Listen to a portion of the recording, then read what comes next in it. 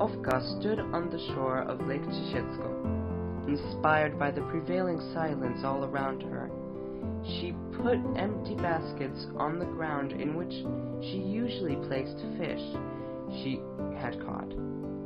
A handkerchief soaked with moisture from the morning fog tied up her flaxen hair. She went down to where gentle waves bathed a patch of yellow sand.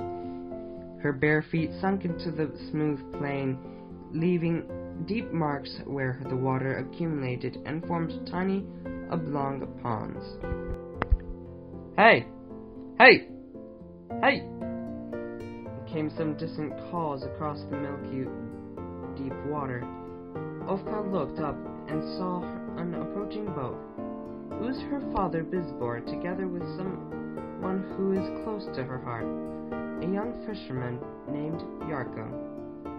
They were returning with a catch. The boat, heavily laden with its prey, settled on the coast sand. Yarko quickly jumped to the shore and, with the help of a hemp rope, moored the boat so efficiently that he could have stood her on the edge of a pin. He tenderly embraced Ofka and led her to the boat. The girl looked into the boat. Under the general cargo she could see a spindly, speckled pike. Blizbor began to choose the nicer fish and threw them into the baskets which were laid out by his daughter.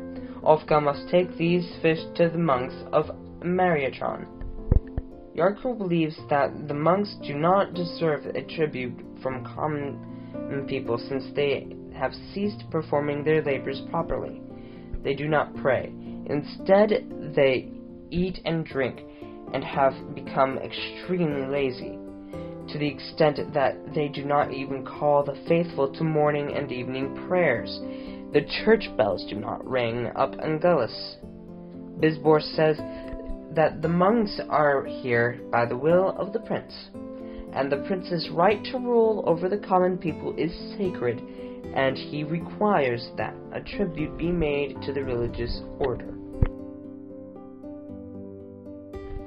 Ofka is obedient to the will of her father. She takes the baskets of fish and leaves, heading towards the monastery. Ofka was returning to her father's farm with empty baskets flung over her back.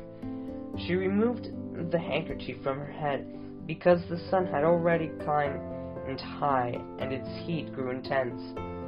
The sandy road wound among green meadows and fields, bounded over the hills until it fell into the valley. In the distance, you could see the foundations of the castle Szczecinek. Suddenly, just before the bend in the road, she saw an unknown man sitting on a roadside stone. When she came closer, her heart sank with fear.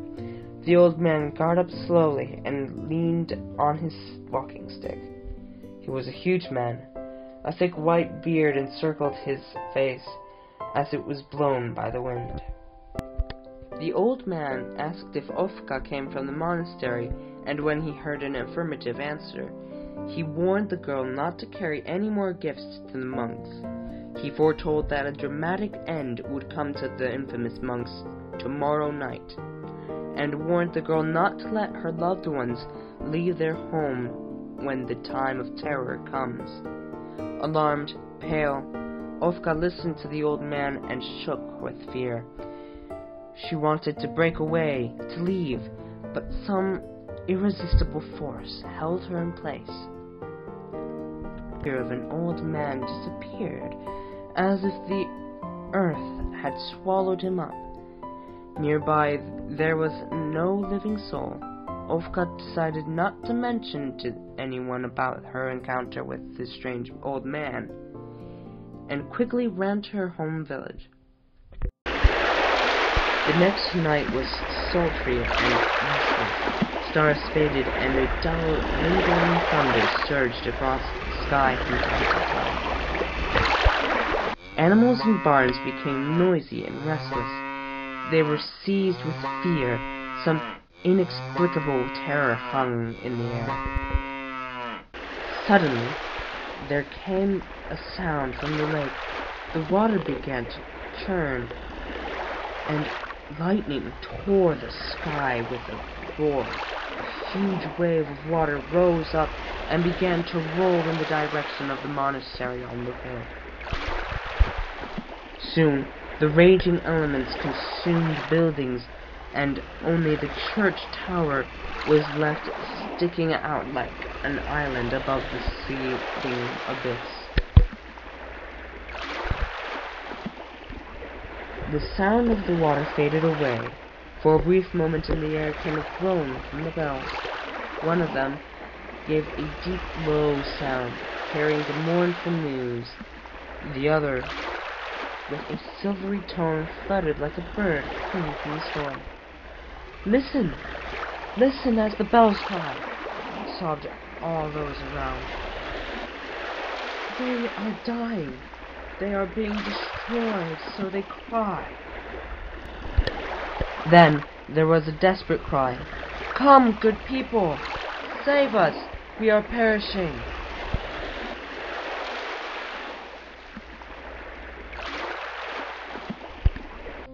A dense crowd of villagers then came quickly.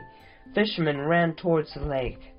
In a great hurry, the fishermen pushed their boats onto the wave of water and sailed to the aid of the monks.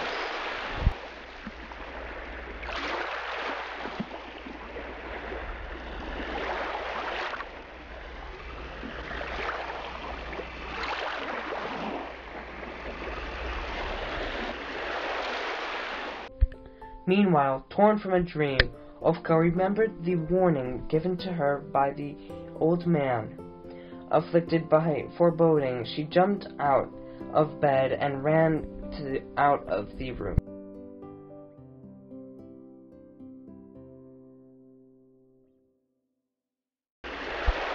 She did not even realize that she was standing on the shore of the lake. Regretful, she arrived too late. The foaming waves rocked longer boats, which were sailing to the rescue of the monks. In one of them, oh miserable fate, she saw the tall figure of an old man and her beloved Yarko. The girl in vain tried to shout the thunder and lightning and the howling wind, so she sank helplessly to her knees and wrung her hands in despair. Meanwhile, the fishermen reached the monastery premises.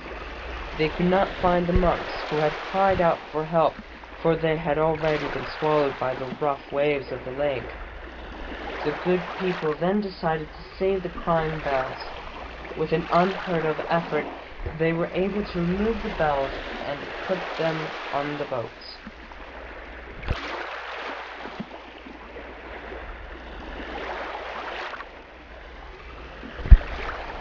They were already sailing back when suddenly a terrible thing happened. Where the monastery once stood, there opened up an unfathomable abyss. The walls of the church collapsed, and as the bell tower came tumbling down on the boats with the bells, killing all the unfortunate fishermen as the lake water closed over them. Since then, on every midsummer's night, Ofka comes out to the shores of the lake. She kneels down on the ground and, full of longing, beckons with her pleasant voice. Then, from the depths of the waters, comes a groan of the bells, singing a sad song about unrequited love.